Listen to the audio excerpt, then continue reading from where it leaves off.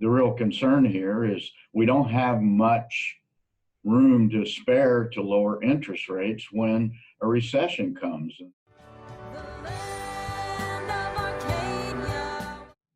Hello there, my friends. Chris Marcus here with you for Arcadia Economics. And today, glad to have on a good friend, a guest back on the show, Mickey Fulp, the Mercenary Geologist. And Mickey, certainly interesting times in the gold and silver market. So pleasure to have you back on here. And how are you today? I'm well. Thanks for the invite, the opportunity once again, Chris. Yeah, well, I'm sorry we didn't get to do this up in Vancouver at the Sprott Show, although certainly an interesting environment as the metal prices have been going up a little bit. Seems like there's some more optimism in the air. So before we kick off digging into silver again, why don't you give just an overview of what you're seeing in the metals and maybe any takeaways from the Sprott Show? Well, I'm encouraged at the Sprott Show, which was a little bit less than a month ago. Well, let me correct myself. I guess it was 3 weeks ago. We were talking about gold to build a very strong base at $1,400. And it was about $1,450 then, if memory serves, and it's popped up. And last week it closed on Friday for the first time above 1,500 in well over 6 years.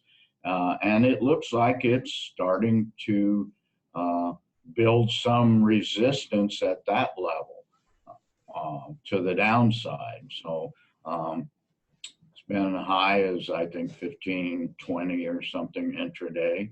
It's right at 1,500 as we speak on Thursday, August 22nd. Yep. Which makes sense when you look at what's happening in the world. We have not just in the US where they've started the rate cuts, but around the globe, Trump, who had been calling for further Fed rate cuts, now wants quantitative easing as well. So again, we're going to buy back our bonds again. Well, you never know if they'll stop there. I've been reading the Europeans are considering buying stocks because they've run out of bonds to. Mate, let's talk about the real world in the U.S. Now, the rest of the world's economy is in the toilet.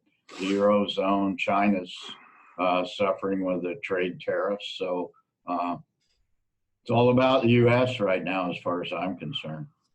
And what do you see happening in the U.S. here, where on one hand we're told the economy is great, yet we hear we see the Fed lowering rates, and again Trump badgering them to do more.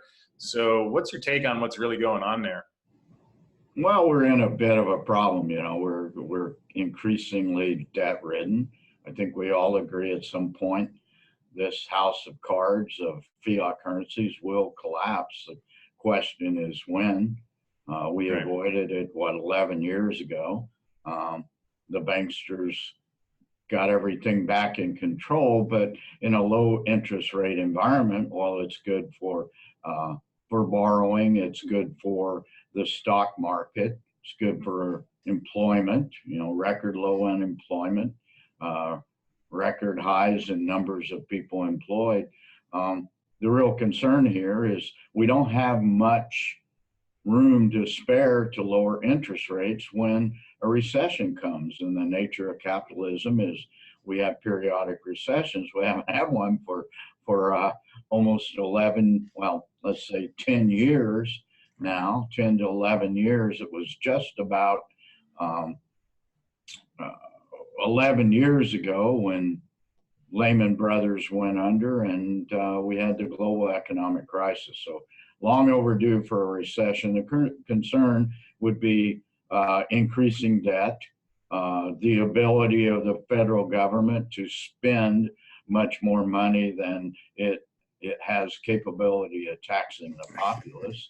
So, debt's the real concern here.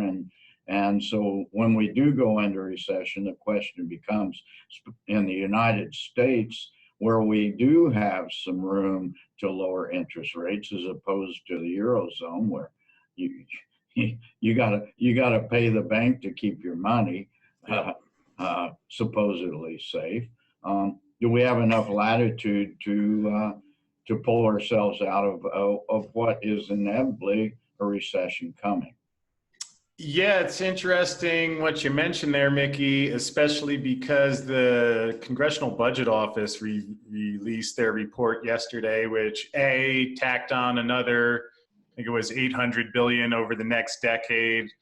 And as I was reading it, my first thought was, all right, here are the numbers, but I'll bet if you really even dig into the assumptions, there's a lot of generous stuff that has almost 0% chance of happening. And sure enough, one of the things they mention is that these projections are based on a lower interest rate environment. So again, they don't really have a choice about raising interest rates. I mean, maybe they'll take 22 trillion of debt, make it negative yielding. But I think that's why we're seeing people turn to the metals. I mean, a lot of the things with the debt were happening, but now that you actually see the rates getting cut lower and lower and reasons why it's impossible for them to raise them, it seems like money is flowing back into the metals sector. Well, gold's a safe haven, and we've seen it. I mean, this rise in gold is nearly all due to safe haven demand, in my opinion. Yep. Interesting. And the lowering of interest rates. So that attracts people to gold. Yeah, and you use the phrase safe haven there, which obviously we hear often about the treasury and the dollar, although interesting how that narrative shifts depending on which is going up or down. And I do agree with you that gold is a much safer haven than the unending treasury. Well, yeah, obviously, but there really are, in the current economic environment, it's been this way for quite some time, there really are two safe havens, and that would be gold and the world's reserve currency, which is the U.S. I thought you were going to say silver. Yeah, right. But it can be argued legitimately that the fleeing to the U.S. dollar, which always occurs, is a function of that fiat currency is much the lesser of all other evils. I mean, right. Do you want to own euros? Do you want to own yen? Do you want to own rubles or yuan or anything? No, people want to own the U.S. dollar. You can still go anywhere in the world that I've been and pull out a Franklin, and it's going to be accepted right. As money. And until that changes, it will, to some degree, remain a safe haven.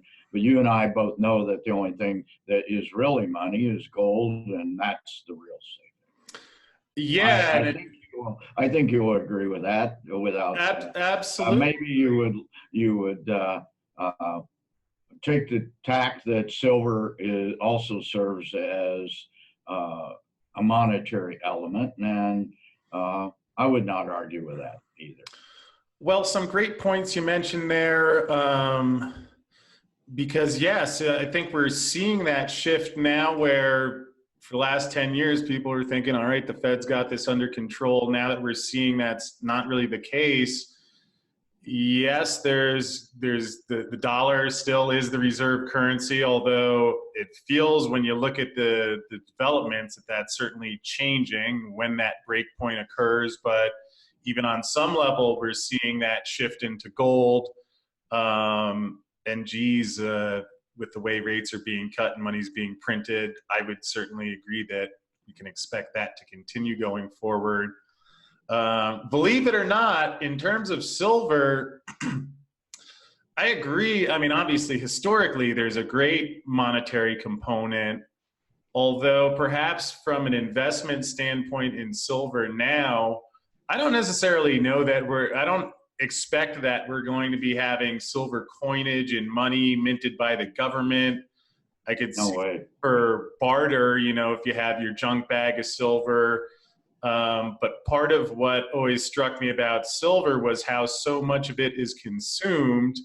And something I'd be curious to get your opinion on. We've seen a lot of these mining companies with the low prices of the metals Mines are getting shut down. New mines aren't going online. And in a market that was already at a deficit last year, any thoughts on what you've been seeing? I know you talked to a lot of the mining companies in terms of the actual silver supply. Well, there's plenty of silver out there. There's hoarded silver. So if whenever, and I think this is also inevitable, whenever silver gets to 20 bucks an ounce, that implies the price gold's going to go up. You always see a bunch of silver come in the market. We saw that in 2016. Silver briefly touched 20 bucks and couldn't hold it because you see silver come out of hoards. Fact remains that 60% of silver is used for industrial purposes. I think about 40% is in jewelry and hoarding and silverware on your dinner table, etc. But I'm not worried about some shortage of silver because the lead zinc mines are shutting down. And really, it is about the lead zinc mines. That's where the majority of silver comes from. It's a byproduct. Now, sometimes it can be the greatest monetary component, but yet there's very few standalone silver mines in the world. They're either silver is produced from as a byproduct of gold mining, as a byproduct of silver mining, as a byproduct of copper mining. So with the ongoing bear market for base metals, that certainly reduces the amount of silver that's mined every year. And I'm not going to talk very much about base metals, but we do not expect base metal prices to improve until some progress, legitimate, hard progress, is made on the trade tariff snafu between Trump and Xi right now, and there's really no end in sight on that matter. We've gotten speculators in the market have thought we were getting there for some time, and you'll get positive spin coming out of the Trump administration from either the Treasury Department or Kudlow, but nothing really seems to come to pass. Of note, yesterday there was an article came out that China is now offering to meet the U.S. halfway. So to me, that indicates weakness of China in this regard. And I've said this time and time again since this whole thing started a year and a half ago, is that China needs the U.S. much more than we need them. I think that's playing out. And perhaps you could elaborate on that last part there. I know that's a lot of different views. I think there's less exporting from China to the U.S. than perhaps most assume at this point, although, again, you have a dynamic where if they're not sending the things to the U.S., all these products would go to benefit China. Now, certainly they have their own credit issues with their banks as well, although assume that they have internal demand for the gigas that they send us. And we're their biggest customer. I don't know the numbers exactly. I think they export about 110 billion to the U.S. every year, and we import about 500 billion from them. So it's really skewed in that direction. But a lot of what we buy is just stuff that we don't really need. You may want to go to Walmart and buy it because it's cheap, but look at it. If they impose 10% tariffs on all their gigas, that's a term for Pier 1 imports, right? Stuff from Indonesia is called a giga. And a lot of stuff we buy is just knickknacks or minor consumer goods, not durable goods. Certainly we do buy some durable goods from them, but not a whole lot. So where are they going to sell it? I don't know. Well, I guess the other counter to that is that what we're exporting is essentially inflated dollars, which is why to me it ties back to how much longer are they going to be accepting those. I mean, I agree with what you're saying. It's not in anyone's best interest to have currency wars and trade wars, yet at some point, we're just sending paper around the world that perhaps is one of the reasons why they've been buying so much gold. I hear rumors that some folks think they're buying a lot of silver. There has been that 100 million ounce addition into the silver ETFs over the past couple months. So certainly will be fascinating to see how that Yeah, plays we'll do out. the math on that in terms of dollar value. 100 million ounces of silver is equivalent to about the current ratio. 1.1 million ounces of gold. That's not very much gold. 1.1 million ounces is not very much gold at all. Yeah, and speaking of which, I know you wanted to dig in a little bit to the gold to silver ratio today, which obviously is still at the higher end. What do you see happening there going forward? Well, it's come off its all-time highs, or well, that's not quite true. It's come off a high of greater than 92 and a half in late June. That's about 2% of the time since 1971 it's been that high. So quite rare. Now today it's sitting about 88, but that's still only about 7% of the time it's been that high. And at best, it may even be down around 4% of the time. So still very high. That will normalize at some point in terms of volatility. Silver's always been more volatile to the upside and to the downside. The median and the mean for a gold silver ratio since 1971 is 55 to 56. So at some point, silver will catch up unless we're in some sort of new economic paradigm with respect to the precious metals. Some people look at a chart over the last 15 years and say something's changed here, and they may be right, because generally that ratio has gone up and up and up. But so that argues for accumulating silver right now and not gold. I'm not buying gold at these prices right now. Now, it said I bought numismatics, a couple of numismatics from your buddy at Miles Franklin, Right. At Sprott Show, Andy Scheckman, because they are really trading at less a markup or about equivalent markup. You can go buy a new gold coin. So why wouldn't you want an American gold eagle from 1901 or 1920 or something? So from that point of view, not really buying gold right now. I bought some platinum at the first of the year, also from Miles Franklin, because that ratio is very skewed. All the precious metal ratios are abnormally high or low at this point in time, and they will revert to the mean at some point.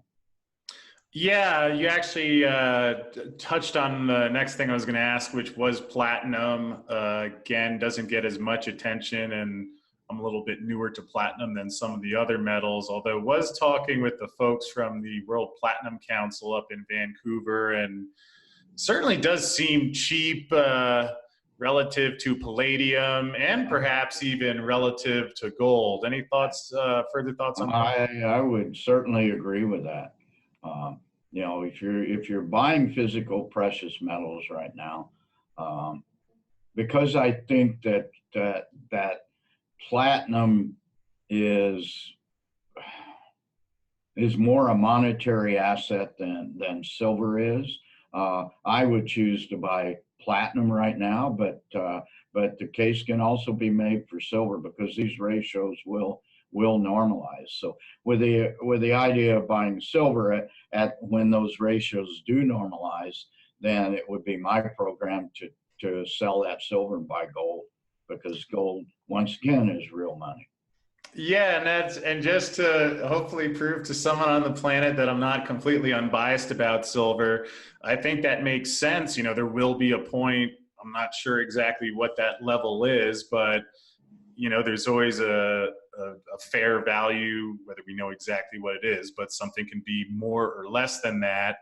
But yes, certainly it seems to me both silver and platinum, which in a way actually have a similar profile in that there's some precious value to them, if we're really using money as metals, I think gold obviously would have the first one people look to, but again, these ones that have the industrial component where a lot of it just isn't there anymore, so that perhaps even further skews what you might expect some of those ratios to be. Any other?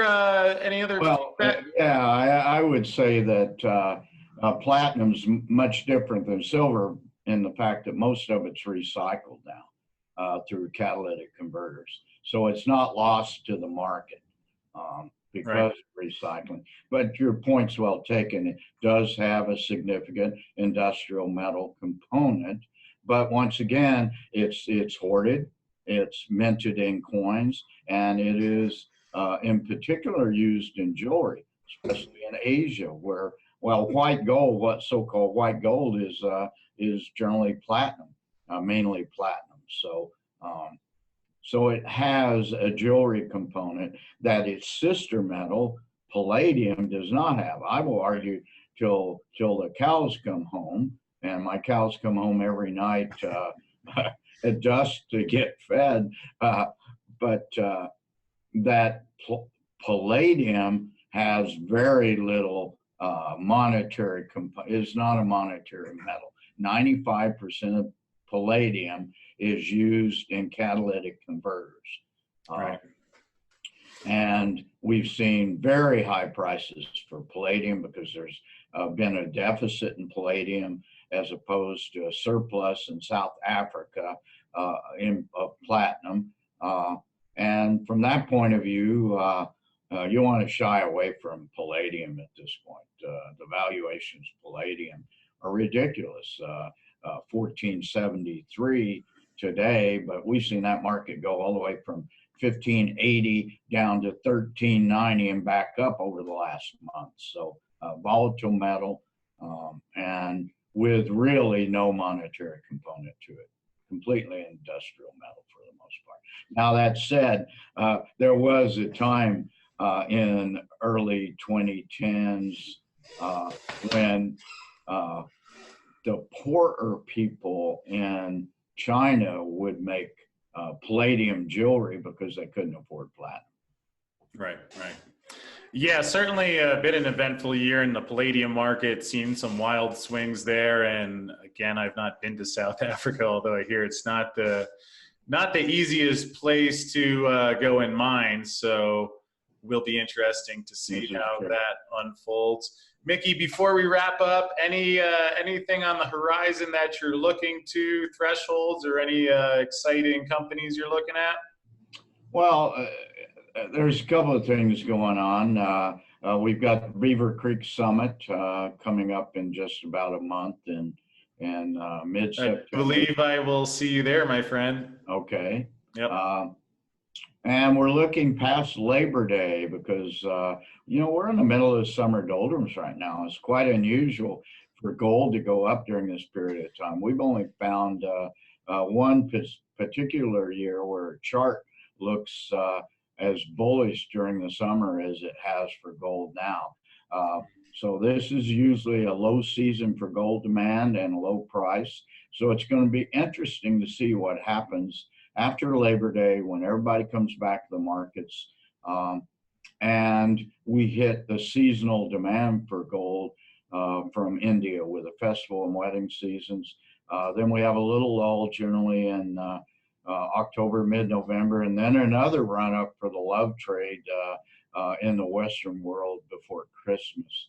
And that period of time from, say, mid-November to the end of February is generally the most bullish time of the year for gold.